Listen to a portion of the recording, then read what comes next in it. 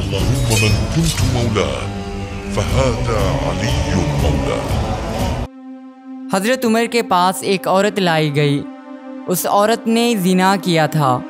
جب اس عورت نے اپنے جرم کا اعتراف کیا تو حضرت عمر نے اس عورت کو رجم کرنے کا حکم صادر کر دیا۔ جب یہ بات امیر المومنین حضرت امام علی علیہ السلام تک پہنچی تو امام علیہ السلام نے فرمایا، اس عورت کا کوئی عذر ہے؟ اور پھر اسی عورت سے پوچھا، تجھے کس چیز نے زنا پر آمادہ کیا؟ اس عورت نے کہا، میں پیاسی تھی، میرا پانی اور دودھ ختم ہو چکا تھا۔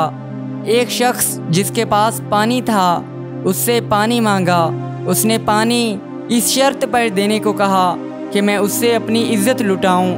میں نے 3 دفعہ انکار کیا، لیکن پیاس کی اس قدر شدت تھی کہ مجھے خطرہ محسوس ہوا کہ کہیں میری جان ہی نہ نکل جائے، بس میں نے مجبوراً اسے ہاں میں جواب دیا اور اس نے مجھے پانی دے دیا۔